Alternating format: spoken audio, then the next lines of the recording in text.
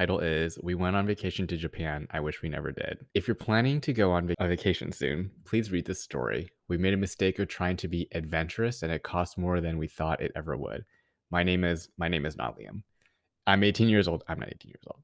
I work part-time jobs ever since I got into high school to be able to afford a vacation before going to college. The reason I wanted to do this was because once I left for college, I'd be either stuck in my room studying or going to low-budget college parties, neither of which sounded great. 3 of my best friends from high school also had the same idea. A small Asian guy named Seth. His parents immigrated to America from Japan. One of the friends that I thought I would never have, Sarah. She was a Caucasian's daddy girl. She was spoiled and always got what she wanted. And a tall black guy named JJ, who was chill and loved to crack jokes to make people laugh. The 4 of us decided we wanted to go on a vacation together. It would cost us less and we could spend more time with each other before we went our separate ways. We all agreed, and after we graduated, we booked tickets for a flight to Japan on Friday morning. We spent the next couple of days packing up our stuff, and JJ said he had some camping equipment we can take there just in case we decide to go camping. When Friday morning came, we were all waiting in the airport, excited to go on a vacation and explore. Next day, we woke up feeling refreshed and ready for a day of exploration. We were at one of the street food vendors that sold dango when we decided to ask if there were any interesting locations for camping. He said there was a forest known for people committing suicide in it. The Oh name was, no. I'm going to butcher this, Aokigahara. But he told us we weren't allowed to camp in there, only visit for tours. Being dumb and adventurous teenagers that we were, we decided we'd go there camping. Not our first time breaking the rules, and we would find a nice secluded spot in there so that no one would bother us or even know that we were there. We got there as it started getting dark, and we quickly made a fire and set up our tents in which we were going to sleep. Next couple of hours, we spent talking, drinking, generally having fun. We shared scary stories we came upon in our life, and soon the time came for us to go to bed. We put out the fire and I got in my swing bag and dozed off. I woke up in the middle of the night.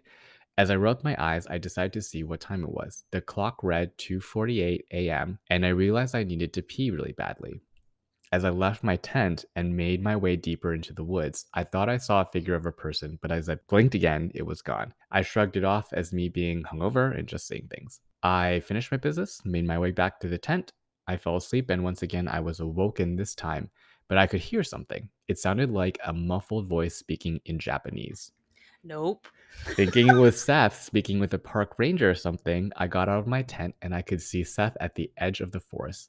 Based on his posture, I figured he wasn't peeing, so I thought he may have been sleepwalking. As I approached him, the voice became more loud and clear, indicating that it was indeed Seth speaking. Hey man, what are you up to? As I moved a few steps forward, he turned towards me in a speed I never thought was possible. I think he jerked his hands really quick, which were placed on the left side of his abdomen as he let out a groan. Are you okay? I said, moving towards him. That's when I noticed what he was actually doing. He plunged our survival knife deep into his abdomen. He looked at me with a satisfying expression as he slid the knife horizontally across his abdomen. I was frozen in fear, standing still as my friend bled out in front of me.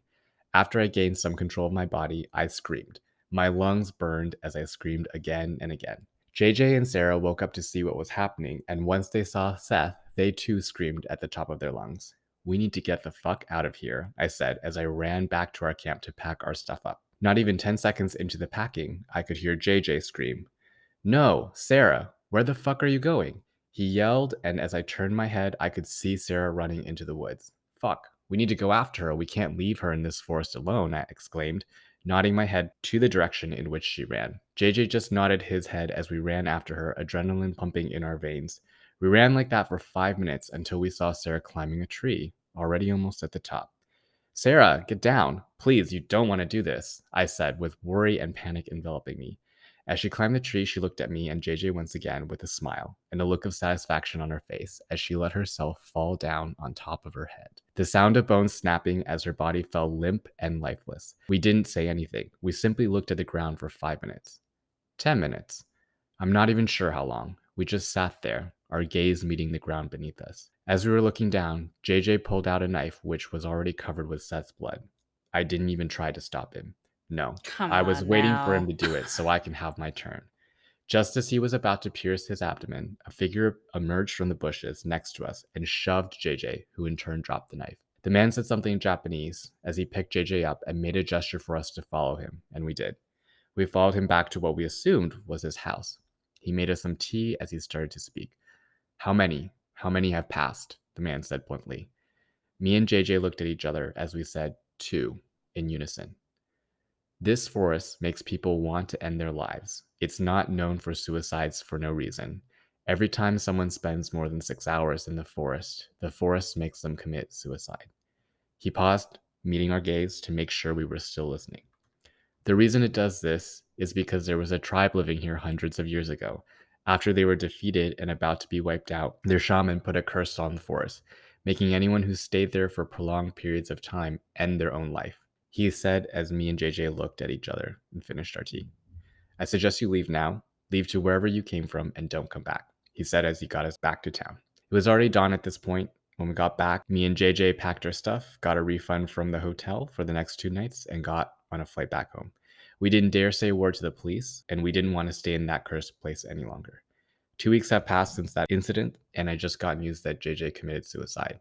As I'm sitting here about to post this with a gun in my right hand, it doesn't seem like such a bad idea. Wow, you came guns a-blazing with this story, didn't you? What? It's a scary story. I know, but that was fucking like, whoa. Well, okay, I have so many thoughts about this one because, as you know, I'm like a big horror buff, And you're and going to we lived in Japan. Japan Mhm. previously, and we're going to Japan again soon. I know this forest well, or the legend behind this forest. Well, I didn't know the thing about the tribe and the shaman curse. I don't That know if might that's not be true. real, honestly. Maybe it's true. Yeah. Maybe it's not. Not sure. But Suicide Forest is very famous. And something that not everyone knows is like where it's located is so kind of shocking to me. It's at the base of Mount Fuji. Yeah. Like, that's so shocking to me because Mount Fuji is such a, like, symbol of Japan, and it's, like, a beautiful, like, kind of, like, peaceful thing, and we know that one of the, like, main things people like to do that are active for Japan vacations is to, like, hike Mount Fuji. So it's just, like, kinda crazy to me that there's this, like, really ominous, dark thing that's, like, at the base of such a popular destination. But, yeah, don't go to Suicide Forest, y'all. No, don't do that Well, shit. you've been there, right? Like, you've hiked that area? No, no, not No. Suicide Forest. You've been to Mount Fuji, right? No, we didn't go to Oh, Mount Fuji. We went to there's an area which has like 5 lakes and it's like perfect view of Mount Fuji, but it's not at Mount Fuji. We have been near Fuji and Ramon tried to persuade me pretty hard to go to this theme park that's at the base of Mount Fuji, like close to Suicide Forest, and they have the world's longest haunted house oh, in word. that Oh theme my god, I park would have that's in loved an that. abandoned Oh, hospital, like so fun. insane asylum. It's a 2-hour haunted house, dude. No, I'm not doing that. I guess that And is. Japanese people are like the Oh, masters yeah. of horror. Yeah, yeah. I was like, goodbye. Like, I watched a trailer for it, and it's literally people like shooting out of the emergency exits, being like, I can't take this anymore. Like, I was That like, is no a really thanks. long time, yeah. Yeah, dude. I No, I feel like there's also this thing where it's like once a place has that kind of like reputation, it like draws people to it, whether it's like a ooky spooky woo woo power of it, or it's just like people, they know of it and they're like, you know what, it's top of mind. I'm gonna go here and do it. totally. Yeah. It's like self fulfilling prophecies in Yeah. a lot of ways, Yeah. right?